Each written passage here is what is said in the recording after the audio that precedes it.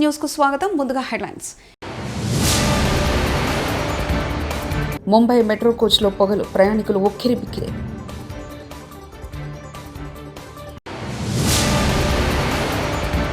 FICCI national executive committee meeting 2020లో పాల్గొన్న ముఖ్యమంత్రి నారా చంద్రబాబు నాయుడు.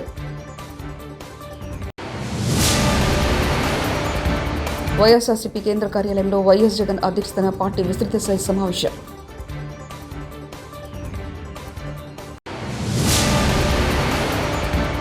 కార్యకర్తలతో మాట్లాడతా, ఫీడ్బ్యాక్ తీసుకుంటాను మంత్రి లోకేష్. మెట్రో కోచ్లో దట్టమైన పొగ రావడంతో ప్రయాణికులు ఉక్కిరిబిక్కిరయ్యారు. ఊపిరాడక దగ్గుతో విలువెల్లాడారు. ముఖాలకు అందుబాటులో ఉన్న క్లాతులు, మాస్కులు అడ్డు పెట్టుకున్నారు. ఏం జరుగుతుందో తెలియని అయోమయం, గందరగోళం చెలరేగింది. ముంబై బోరివలి ఏరియాలో దేవీపద మెట్రో స్టేషన్లో ఈ సంఘటన చోటు చేసుకుంది.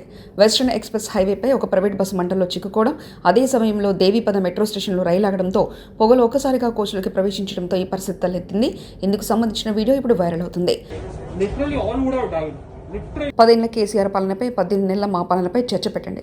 చెట్టు కింద పెట్టండి, పెళ్లిలో పెట్టండి, సావు కాడ పెట్టండి, కళ్ళు కాంపౌండ్ కాడ పెట్టండి, దావత్ కూడా చర్చ పెట్టండి. 10 ఏళ్లు కేసీఆర్ చేసింది ఏందో, 18 నెలల్లో మనం ఏం చేసిందో చర్చ పెట్టండి అంటూ రేవంత్ రెడ్డి వ్యాఖ్యానించారు. మా మిత్రుల పరిపాలన ఎట్లుందో మీరు చర్చ పెట్టండి. చెట్టు కింద పెట్టండి, పెళ్లి కాడ పెట్టండి, సావు దగ్గరకు పోయినప్పుడు మాట్లాడండి, కళ్ళు కాంపౌండ్ కాడ మాట్లాడండి, దావత్ కాడ మాట్లాడండి, ఏడికెళ్ళినా చర్చ పెట్టండి. 10 ఏళ్లలో ఆయన చేసిందేందో, 18 నెలల్లో మనం చేసిందేందో చర్చ పెట్టండి. తెలంగాణ ఇచ్చిన సోనియమ్మకు అండగా నిలబడాలి. ఆమె బిడ్డగా ఈ తెలంగాణలో ప్రజా ప్రభుత్వాన్ని తేవాలి అని చంద్రబాబు నాయుడును కాదనుకొని ఇవాళ కాంగ్రెస్ పార్టీలో చేరి ప్రజా ప్రభుత్వం రావడానికి మీ అందరితో కలిసి కదం కదం కలిపిన మిత్రులారా, బరోడా మహారాజ్ ఆర్థిక సహకారంతోనే అంబేద్కర్ మహాశయుడు అంతర్స్థాయిలో చేరుకున్నాడు. అలాగే సమాజంలో ఆర్థికంగా ఉన్నత స్థానంలో ఉన్నవారు పేదలకు చేతినిస్తే సమాజంలో అందరికీ మెరుగైన జీవనం అందుతుంది. ఆర్థిక అసమానతలు తొలగిపోతాయి. అదే P4 లక్ష్యం. ఫిక్కీ సమావేశంలో చంద్రబాబు ఇప్పటివరకు 8.5 లక్షల ఉద్యోగాలను ఇచ్చే 9.5 లక్షల కోట్ల పెట్టుబడుల ప్రతిపాదనలు వచ్చాయి. ఇదివరకు ఈజ్ ఆఫ్ డూయింగ్ బిజినెస్ అని కాకుండా స్పీడ్ ఆఫ్ డూయింగ్ బిజినెస్ అనే లక్ష్యంతో పనిచేస్తున్నామంటూ ఫిక్కీ సమావేశంలో చంద్రబాబు నాయుడు వ్యాఖ్యానించారు. Satellites are going to come. That means very cost-effective data you can collect real time. Drones have come. Now China is going nano drones, just like mosquito. Even tomorrow, one mosquito, we are thinking mosquito, that is not mosquito, that is a drone. That is going to happen. That is where so many applications, pest detection, pest control, even mosquito control, carrying. One example, if you see, fishermen can get good fish. He can send message to his customers. Those who want, he can send by drone to his house. You can imagine the future developments, how it is going to happen. Either carrier or application, only imagination now to prepare use cases. CCTV cameras have come. You can put it everywhere. Even somebody is driving very rash, we can control him next 5-10 kilometers. Even drunken drive, even no seat belt, even all these things we can record. We can send bill to him. That will be the pinch. Then automatically will be corrected. Now drones have come, police patrolling. Night time so many police are touring. One drone is enough in a city to watch what is happening. All these things again it is going to link with a central computer. Tomorrow IoTs. Nowadays IoTs are becoming very common. And also wearables are coming for health. Everybody is eating by seeing glucose. Everybody is sleeping by seeing your sleep rate. Even half an hour extra like that. Even tomorrow hospital expenditure will be reduced. Now all hospitals have become 5-star hotels. If you see treatment cost versus to hospital stay cost. ఇకపై ప్రతిరోజు ప్రజలు కార్యకర్తలతో మాట్లాడి feedback తీసుకుంటారని మంత్రి నారా లోకేష్ అన్నారు. మచిలీపట్నంలో నిర్వహించిన ఉత్తమ కార్యకర్తల సమావేశంలో లోకేష్ మాట్లాడుతూ కూటమి ప్రభుత్వం విజయాలను జూలై 2 నుంచి ఇంటింటికి తీసుకెళ్లాలని సూచించారు. కూటమిలో మనది పెద్దన్న పాత్ర అని తెలియజేశారు. డబ్బులు ఇస్తాం, భూమి ఇస్తాం, మళ్ళీ తిరిగి మిమ్మల్ని ఎమ్మెల్సీ చేస్తామంటే ముగ్గురు మినహా మిగతా వాళ్ళందరూ ఒకే నినాదం, అది జై తెలుగుదేశం, జై చంద్రబాబు గారు నిలబడ్డారు. నా కౌన్సిల్లో చాలా విషయాలు మీకు తెలియవు, ఎందుకంటే కెమెరా ఎప్పుడు మా వైపు తిరిగేది కాదు, ఎప్పుడు అధికార వైపే ఉండేది ఆ కెమెరా. కానీ కొన్ని విషయాలు కౌన్సిల్లో నా పైన దాడి చేశారు. ఇక్కడన్నా వీడిపైన దాడి చేస్తే తగ్గుంటాడు అనుకున్నారు, కానీ వాళ్ళకి అర్థం వల్ల. ఎందుకంటే ఒక రాజుగారు, ఒక బీదా రవిచంద్ర యాదవ్, ఒక బీటెక్ రవిని దాటుకున్న తర్వాతనే లోకేష్ దగ్గరికి వెళ్ళాలి. వీళ్ళందరూ అడ్డంగా నిలబడి, రాజుగారు పాప సోమిడిలా కంపడుతున్నాడు. అమ్మో, కౌన్సిల్లో వేరే రూపం ఉంది, ఉగ్ర నరసింహ రూపం ఉంది. అక్కడ మంత్రులుగా ఉన్నోళ్ళు నా పైన దాడి చేయాలనుకున్నప్పుడు రాజుగారు, ఇక్కడ మా కొల్లు రవి గారు.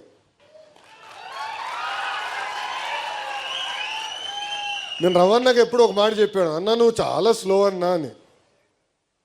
అదంతా 2019 ముందలనేలే. అడగండి, ఎప్పుడు చెప్తారు అన్నా నువ్వు స్లో అన్నా, కొంచెం స్పీడ్ పెంచు, కొంచెం స్పీడ్ గట్టిగా అంటే చేస్తా అంటాడు, చేయడు. కానీ అదే ప్రతిపక్షంలోకి వచ్చిన తర్వాత నిలబడిన విధానం, ఎన్ని కేసులు పెట్టినా భయపడకుండా నేను నిలబడతా, టీడీపీ కోసం నిలబడతా, చంద్రబాబు నాయుడు గారి కోసం నిలబడతానని చెప్పిన వ్యక్తి మా రవణ. ఇంకా మచిలీపట్నం అంటే తెలుగుదేశం పార్టీ, తెలుగుదేశం పార్టీ అంటేనే మచిలీపట్నం. మచిలీపట్నం ఎప్పుడు గెలిచామో అప్పుడే రాష్ట్ర వ్యాప్తంగా మన పసుపు జెండా ఎగిరింది. ఆ జెండా ఎగిరేసేదానికి కష్టపడిన మీరున్నారు. అడుగడుగున మిమ్మల్ని కూడా ఇబ్బంది పెట్టారు, కేసులు పెట్టారు, బయటికి రానిలా. అంటే హౌస్ అరెస్టు, గట్టిగా పోరాడి బయటకు వస్తే పోలీసు వాళ్ళ పైన దాడి చేసాం, దొంగ కేసులు, లేదంటే అటెంప్ట్ మర్డర్ కేసు దొరికితే SC/ST కేసు పెట్టేశారు. కానీ చెక్కు చెదరకుండా రవణ ఏ పిలిపించినా పిలిపించాడు, చలో బయలుదేరదాం, వెళ్దాం, అవసరమైతే కారుకి అడ్డంగా పడుకుందాం అని చేసి చూపించిన మచిలీపట్నం తెలుగుదేశం పార్టీ కార్యకర్తలందరికీ పేరు పేరున నా ఉదయపూర్వక నమస్కారాలు. ఈరోజు నేను ఇక్కడికి వస్తుంటే పాపం పోలీస్ సోదరులు చూసి బాధేసింది. ఎందుకంటే ఎగ్జిట్ ఎంట్రీ దగ్గర ఒకవేళ నుంచోబెట్టారు. ఎస్పీ గారు చెప్పారు. బుధవారం తాడేపల్లిలోని వైఎస్ఆర్సీపీ కేంద్ర కార్యాలయంలో జరిగిన పార్టీ విస్తృత స్థాయి సమావేశంలో వైఎస్ జగన్ కీలక వ్యాఖ్యలు చేశారు. రాష్ట్రంలో ప్రభుత్వం మారి సంవత్సరం అవుతుంది. ఇంత తక్కువ వ్యవధిలో ఒక ప్రభుత్వంపై వ్యతిరేకత ఈ స్థాయిలో గతంలో ఏనాడూ లేదు. అంత తక్కువ కాలంలోనే ఇంత దారుణమైన ప్రజా వ్యతిరేకత కనిపిస్తుందంటూ అన్నారు ఆయన.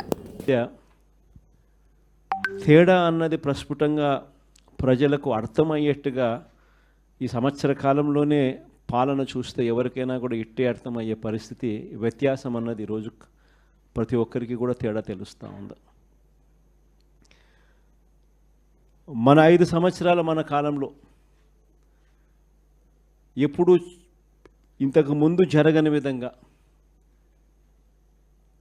వివక్ష లేకుండా, కులం చూడలేదు, మతం చూడలేదు, రాజకీయాలు కూడా చూడలేదు, చివరికి ఏ పార్టీ అని కూడా చూడకుండా మంచి చేసిన ప్రభుత్వం ఒకవైపున మనది కనిపిస్తే, రెండో వైపున ఇటువైపున ఈరోజు ఈ సంవత్సర కాలంలో కనిపిస్తూ ఉన్నది ఏమిటి అని అంటే, మంచి అన్నది ఎలాగూ లేదు, వివక్షకు తావు ఎలాగూ లేదు. ఎందుకనంటే ప్రతి పథకము ఏ పథకము లేదు కాబట్టి. మరోవైపున పూర్తిగా రెడ్ బుక్ రాజ్యాంగం అమలు చేస్తూ విచ్చలు విడిగా ఈరోజు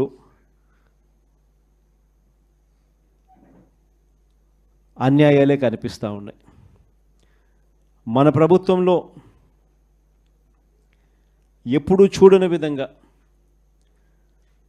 విద్య, వైద్యం, వ్యవసాయం, పారదర్శకత పాలన, law and order, Disha app లాంటివి రెవల్యూషనరీ రిఫార్మ్స్ తీసుకొని వచ్చి ఎప్పుడు చూడని మార్పులు మనం తీసుకొస్తే ఈరోజు ప్రతి వ్యవస్థ కూడా కొలాప్స్ అయిపోయిన పరిస్థితులు ఈరోజు కనిపిస్తూ ఉన్నాయి. వీటి అన్నిటికీ సంబంధించి మొన్న ఈ మధ్యకాలంలోనే ఒక వారం రోజుల కిందటనే సుదీర్ఘంగా ప్రెస్ కాన్ఫరెన్స్ కూడా పెట్టాం. తల్లి వేధింపుల వల్లే కూతురు ఈ పని చేసింది. జీడిమెట్ల ప్రియుడితో కలిసి కన్న తల్లిని హత్య చేసిన కేసులో సంచలన విషయాలు బయటపెట్టిన బాలానగర్ డీసీపీ సురేష్ కుమార్. మొదటి భర్త కూతురు కావడంతో తనని సరిగ్గా చూసుకోలేదని, చిన్న కూతురుని మాత్రం బాగా చూసుకుంటుందని, తనని చిత్రహింసలు పెడుతుందని 7వ తరగతిలోనే పోలీసులకు ఫిర్యాదు చేసి కొద్ది రోజులు హోంలో ఉన్న యువతి ముందుగా ప్రేమ గురించి ఒప్పుకున్న తల్లి కొద్ది రోజులు తల్లి ఇంట్లోనే సహజీవనం చేశారు. అనంతరం శివ నుండి డబ్బులు డిమాండ్ చేసి బ్లాక్మెయిల్ చేసిన తల్లి బాలానగర్ డీఎస్పీ సురేష్ కుమార్. ఇంట్లోనే ఉన్నారు, వాళ్ళ మదర్ కూడా పెళ్లికి ఒప్పుకుంది. ఆ తర్వాత శివాని డబ్బుల కోసం బ్లాక్మెయిల్ చేయాలనుకుంటుంది. అదే మీరు చెప్పిన వాటిలో చాలా విషయాలు నేను కూడా కవర్ చేశాను, దాదాపుగా అవే చెప్పాను. సో మీరు అన్నట్టుగా ఈ అమ్మాయి పురుగులన్నం పెడుతున్నారని పాలమూరు యూనివర్సిటీలో విద్యార్థులు ఆందోళనకు దిగారు.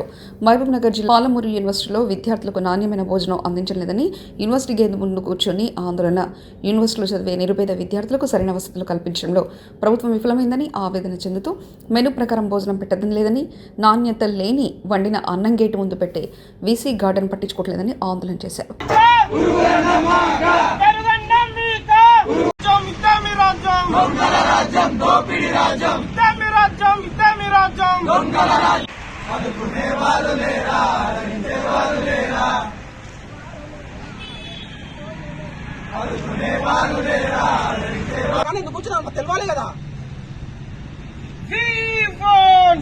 విజయవాడ ఎంపీ కేశినేని శివనాథ్ను మర్యాదపూర్వకంగా కలిసిన ఆంధ్రప్రదేశ్ బ్రిటిష్ డిప్యూటీ హై కమిషనర్గా వ్యవహరిస్తున్న British deputy high commissioner Gareth Wynn Owen. Vijayawada MP కార్యాలయంలో ఎంపీ కేశినేని శివనాథ్ను కలిసిన British deputy high commissioner Gareth Wynn ఓవెన్ను సెలవుతో సత్కరించి కొండపల్లి బొమ్మను బహుకరించిన ఎంపీ కేసీ Vishwanath science and technology, health insurance, urban development, education వంటి అంశాలపై చర్చించుకున్న ఎంపీ కేశినేని చిన్ని గారెన్ విన్ ఓవెన్.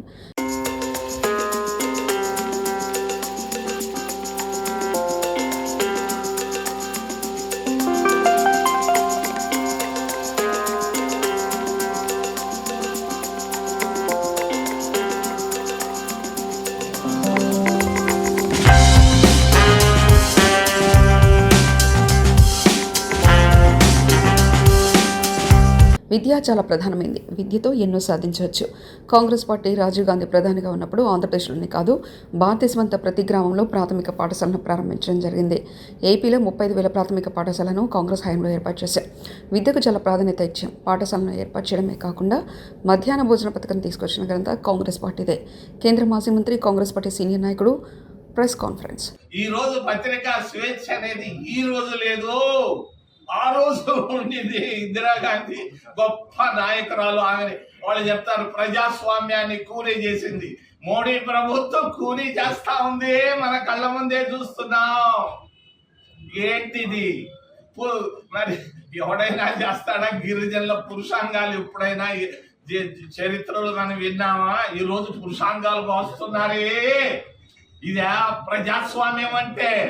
ఆ రోజు ఇందిరాగాంధీ గిరిజనులకు సాయం చేసింది, ఎస్సీలకు సాయం చేసింది, పేదవాడికల్లా అడిగినోడికల్లా భూమి ఇచ్చింది, బ్యాంకులు జాతీయం చేసింది, పాకిస్తాన్ 2 భాగాలు చేసింది, దేశాన్ని బలోపేతంగా తీసుకెళ్ళింది. ప్రపంచ దేశాల్లో ఈ రోజు ఉన్నటువంటి విదేశాంగ విధానం అది ఒక విధానమా?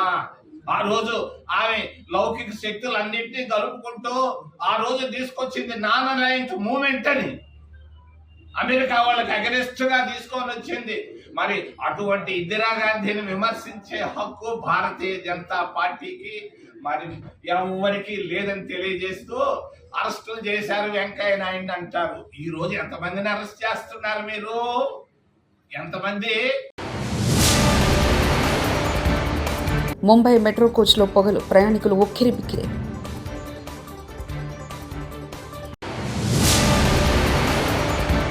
FICCI national executive committee meeting 2020లో పాల్గొన్న ముఖ్యమంత్రి నారా చంద్రబాబు నాయుడు.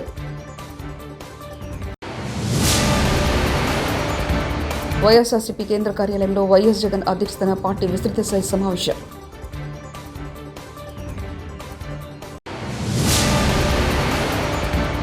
కార్యకర్తలతో మాట్లాడతా, ఫీడ్బ్యాక్ తీసుకుంటాను మంత్రి లోకేష్. ఇవి బులెటిన్ విశేషాలు.